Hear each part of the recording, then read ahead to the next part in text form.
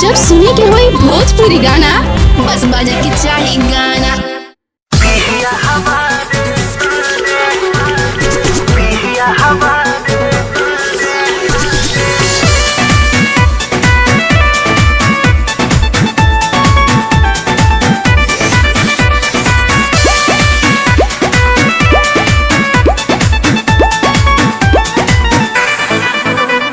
सास गईली नहीं हर रहो तोरे ससुर जी दुआरे। सास गईली नहीं हर रहो तोरे ससुर जी दुआरे। देखे लो जब की लगे सीटी मारे। शादी शुदा होके खोजे सखी पिया हमारे शादी शुदा होके खोजे कुमार। सखी पिया हमारे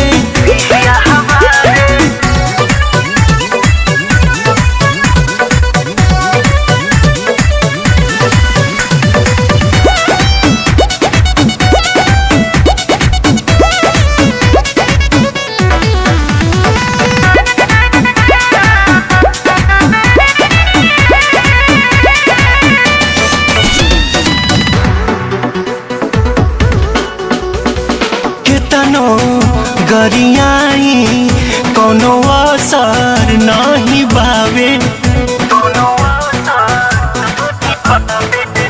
हम कितनो गरियाई कोनो असर नहीं बावे। सिम रखले बाटे 4 गो उ बदल के बतियावे। सोचले न रही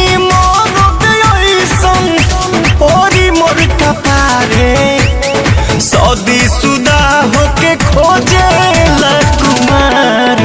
सखी पिया हमारे शादी शुदा होके खोजे कुमार। सखी पिया हमारे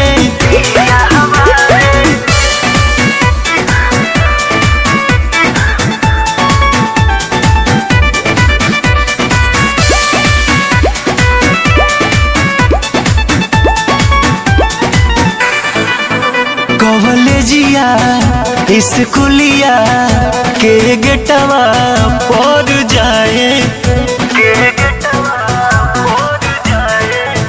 कॉलेजिया स्कूलिया के गेटवा पर जाए।